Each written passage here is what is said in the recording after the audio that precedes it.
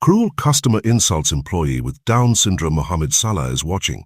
Then what happens next will shock you. Before we continue this story, let us know where you're watching from. If you enjoy stories like this, and subscribe to the channel, because tomorrow we have another special story for you. The bustling market was alive with the hum of shoppers, the clatter of carts, and the occasional beep of scanners.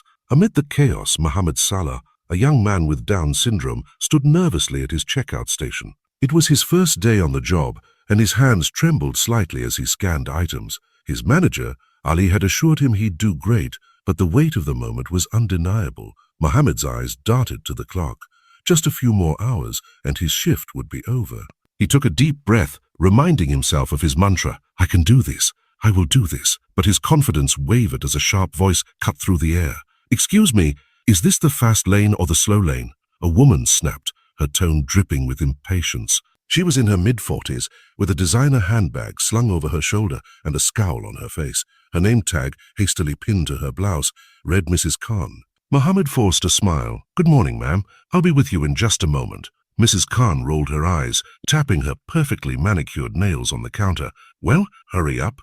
Some of us have places to be." As Mohammed began scanning her items, his hands shook more noticeably. A jar of pickles slipped from his grip and rolled across the counter. Mrs. Khan let out an exaggerated sigh. "Oh, for heaven's sake, can't you even hold a jar? Who hired you anyway?" The word stung, but Mohammed bit his lip and kept working. He wouldn't let her see how much it hurt. B. He'd heard worse before, much worse. But as the line grew longer and Mrs. Khan's complaints grew louder, he felt the walls closing in. Unbeknownst to him, a man in a crisp white shirt and sunglasses stood at the end of the aisle, watching silently. His presence was calm but commanding, and his eyes never left Mohammed. This was no ordinary customer. This was Mohammad Salah, the football legend, and he wasn't about to let this slide. Mrs. Khan's voice grew louder with each passing second. "This is ridiculous. I've never seen such incompetence. Do you even know how to do your job?" Her words cut through the air like a knife, drawing the attention of other shoppers. Some glanced uncomfortably, while others pretended not to notice, focusing on their phones or shopping carts. Mohammed's hands trembled as he tried to bag her groceries. His heart raced and his vision blurred slightly. He could feel the weight of everyone's eyes on him, judging, waiting. He wanted to disappear, to escape the humiliation, but he stood his ground. "I can do this," he whispered to himself, though his voice was barely audible. Mrs. Khan leaned over the counter, her face inches from his. "You're holding up the entire line. Do you even realize that? People have lives, you know. Not all of us can waste time like this." A tear threatened to escape Mohammed's eye, but he blinked it away. He wouldn't cry, not here, not in front of her. He focused on the task at hand, scanning each item with deliberate care, even as his movements grew slower under the pressure. From the corner of his eye, Mohammed noticed a man in a white shirt and sunglasses standing at the end of the aisle. The man's presence was calm but intense, his gaze fixed on the scene unfolding at the checkout counter. Mohammed didn't recognize him, but there was something familiar about the way he carried himself, something commanding. Mrs. Khan, oblivious to the man's presence, continued her tirade. "Honestly, they should hire people who can actually do the job. This is embarrassing." She turned to the other customers in line, seeking validation. "Don't you all agree? We're wasting our time here because of him." The customers shifted uncomfortably. A few murmured in agreement, while others looked away, unwilling to get involved. One woman in line whispered to her husband, "This is so unfair. That poor boy doesn't deserve this." But she didn't speak up, no one did. Mohammed's breath grew shallow, and his hands fumbled with a bag of rice. It slipped from his grasp and hit the floor with a loud thud. Mrs. Khan let out a sharp laugh. "Oh, come on. Can't you do anything right?" The man in the white shirt took a step forward, his expression hardening. He had seen enough. The market seemed to hold its breath as the man in the white shirt and sunglasses stepped forward. His presence was magnetic, and the air around him seemed to shift. He removed his sunglasses, revealing a pair of piercing eyes that carried both warmth and authority. It was Mohammad Salah, the football legend, and his calm demeanor contrasted sharply with the chaos unfolding at the checkout counter. Mrs. Khan, still midrant, didn't notice him at first. "I mean, how hard is it to bag groceries? This is basic stuff," she exclaimed, throwing her hands in the air. "Someone needs to teach this boy how to do his job properly." Mohammad Salah's voice cut through the tension like a knife. "That's enough." His tone was calm but firm. carrying a weight that silenced the entire line. Mrs. Khan froze mid-sentence, her mouth hanging open as she turned to face him. For a moment, no one moved. The customers in line stared in disbelief, their phones instinctively rising to capture the moment. Mohammed, still behind the counter, looked up, his eyes wide with shock. He recognized the man now, how could he not? It was the Mohammad Salah, the hero he'd watched on TV countless times. Mrs. Khan recovered quickly, her initial surprise replaced by indignation. "And who do you think you are telling me what to do?" she snapped, crossing her arms. "This has nothing to do with you." Mohammad Salah took a step closer, his gaze steady. "It has everything to do with me when I see someone being treated unfairly." He glanced at Mohammed, offering him a small, reassuring nod before turning back to Mrs. Khan. "This young man is doing his job. He's trying his best, and that's all anyone can ask for." Mrs. Khan scoffed, but her confidence wavered under his unwavering stare. "Trying his best? He's holding up the entire line. I don't have time for this." "And yet," Mohammad Salah replied, his voice calm but cutting, "you found plenty of time to stand here and humiliate him. Tell me, does that make you feel better? Does it make your day brighter to tear someone else down?" The customers in line began to murmur, some nodding in agreement. A woman near the back spoke up. "He's right. Leave the boy alone. He's doing just fine." Mrs. Khan's face flushed with anger, but she had no response. For the first time, she seemed to realize that the crowd was no longer on her side. She glanced around, searching for support, but found only disapproving stares. Mohammad Salah turned to Mohammed, his expression softening. "What's your name, son?" "Mohammed," the young man stammered, his voice trembling but filled with gratitude. Mohammad Salah smiled. "Well, Mohammed, you're doing a great job. Don't let anyone tell you otherwise." The market, once filled with the hum of chatter and the clatter of carts, had fallen silent. All eyes were on Mohammad Salah as he stood beside the young cashier, his presence commanding respect. The tension in the air was palpable, but there was also a sense of hope, a feeling that something extraordinary was about to happen. Mohammed, the young employee, looked up at the football legend with wide, disbelieving eyes. You're really him," he whispered, his voice barely audible. "You're Mohammad Salah." Salah smiled warmly, placing a reassuring hand on Mohammed's shoulder. "I am, and I'm here to tell you that you're doing an amazing job. Don't let anyone make you think otherwise." Mrs. Khan, still standing at the counter, shifted uncomfortably. Her earlier bravado had faded, replaced by a flicker of uncertainty. She opened her mouth to speak, but no words came out. The crowd's attention was no longer on her. It was on the man who had stepped in to defend the young cashier. Salah turned to the other customers in line, his voice calm but firm. "We've all had tough days. We've all felt like we weren't good enough.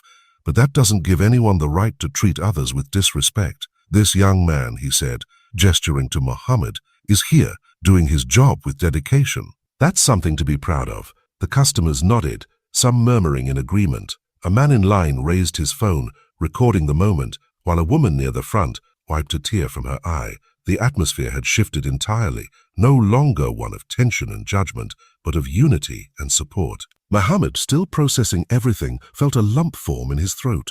For the first time in what felt like forever, he didn't feel alone. He didn't feel like a burden or a failure. He felt seen. He felt valued. Salah leaned in slightly, his voice gentle but filled with conviction. "Remember, Mohammed, your worth isn't measured by how quickly you bag groceries or how perfectly you do your job. Your worth is who you are, your kindness, your effort, your heart, and from what I've seen today, you have all of that in abundance." The young man's eyes welled up with tears, but this time they were tears of relief. "Thank you," he whispered, his voice breaking. "Thank you so much." Mrs. Khan, realizing the tide had turned, grabbed her bags and muttered something under her breath before storming off. The crowd parted slightly as she left, their attention still fixed on the scene at the counter. Salah watched her go, then turned back to Mohammed with a smile. "Keep being yourself, Mohammed. The world needs more people like you." As Mrs. Khan's heels clicked angrily toward the exit, the market seemed to exhale. The tension that had gripped the air moments before began to dissipate, replaced by a sense of collective relief. The customers in line, once silent bystanders, now stirred with a newfound energy. A woman near the front of the line stepped forward, her eyes soft with empathy. "You're doing a great job, sweetheart," she said to Mohammed, her voice warm and encouraging. "Don't let anyone tell you otherwise." One by one, others began to chime in. "Yeah, keep it up, mate." "Yep." A man called out, giving Mohammed a thumbs up. "We're all proud of you."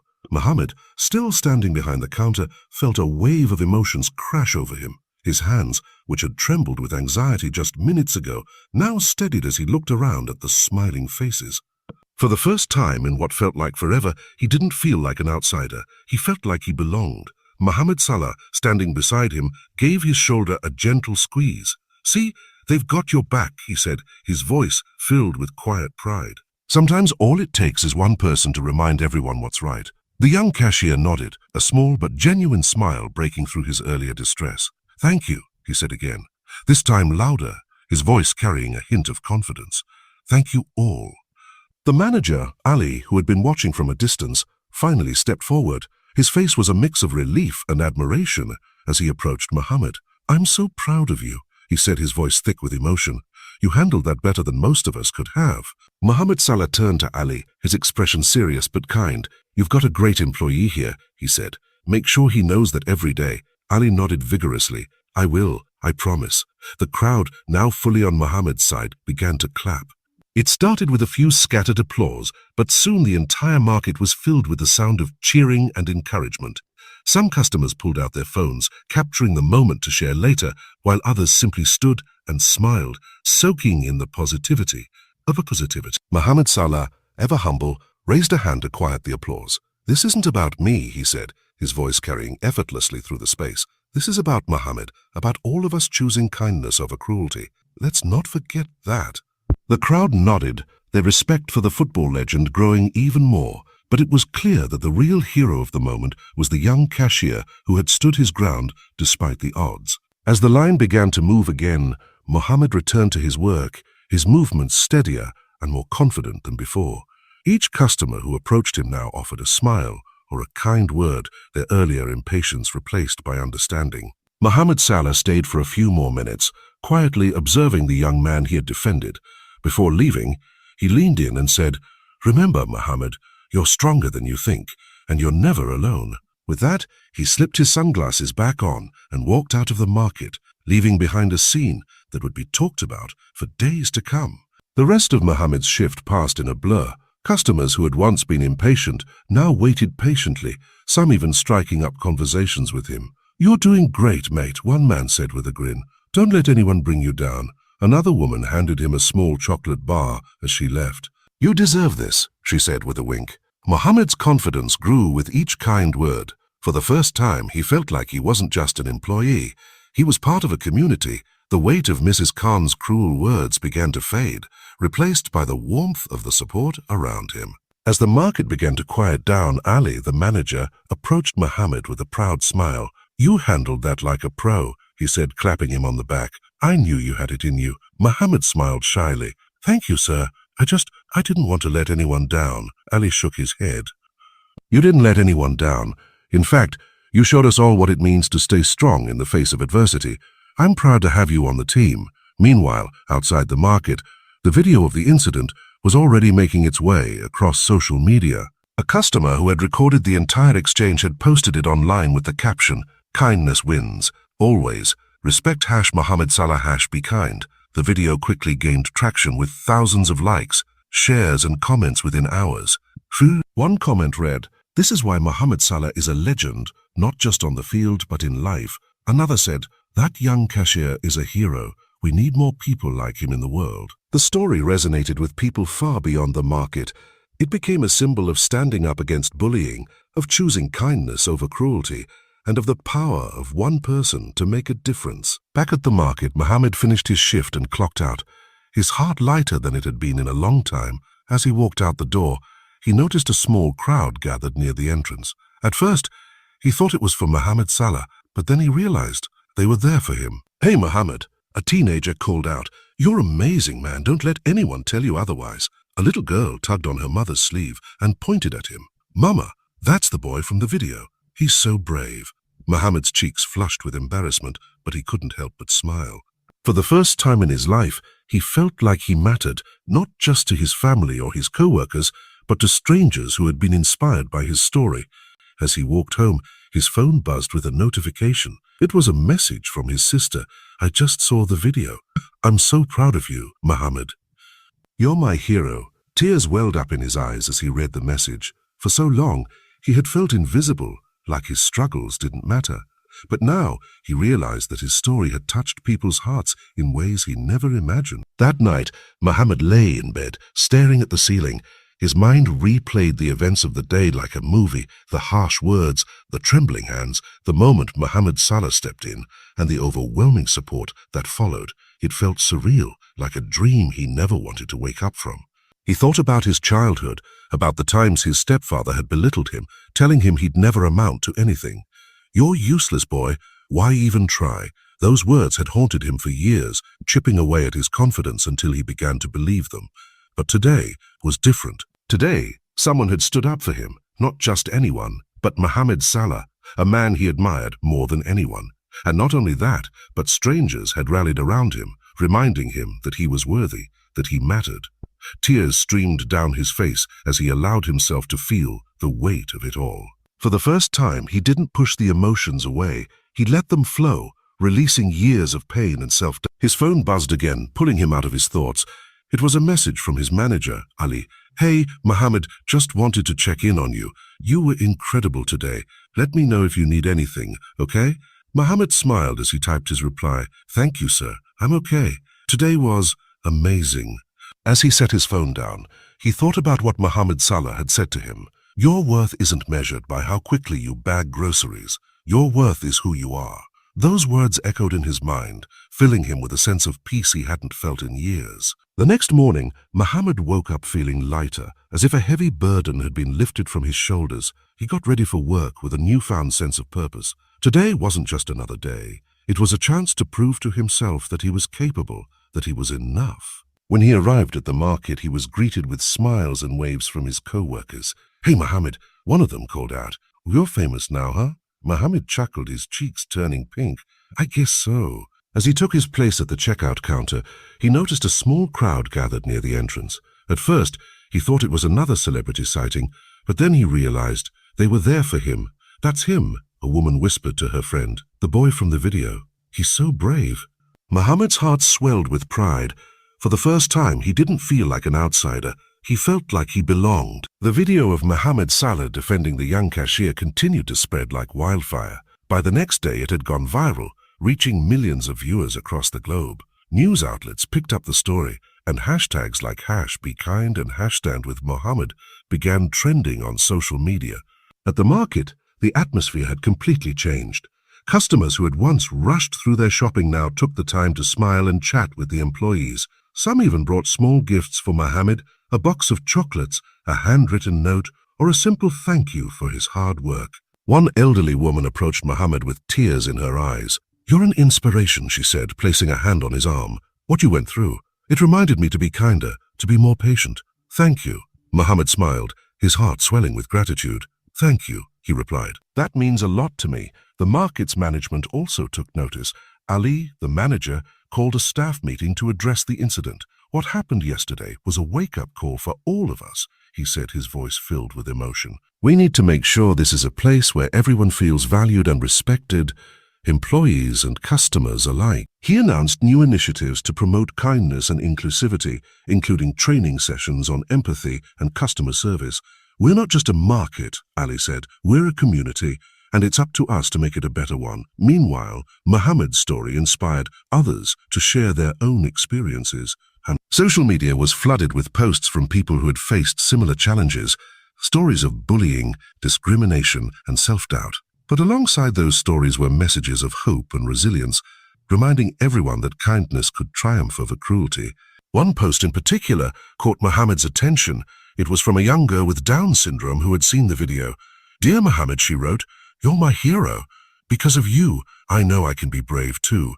Tears filled Mohammed's eyes as he read the message. For the first time, he realized that his story wasn't just about him. It was about everyone who had ever felt invisible or unworthy. It was a reminder that even the smallest acts of kindness could have a profound impact. As the day went on, Mohammed noticed something else. The customers weren't just kinder to him, they were kinder to each other. A man helped an elderly woman reach a high shelf, a mother comforted her crying child with patience, and two strangers struck up a friendly conversation in the checkout line. It was as if the incident had sparked a chain reaction. reminding everyone of the power of compassion. And at the center of it all was Mohammed, the young cashier who had unknowingly become a symbol of hope.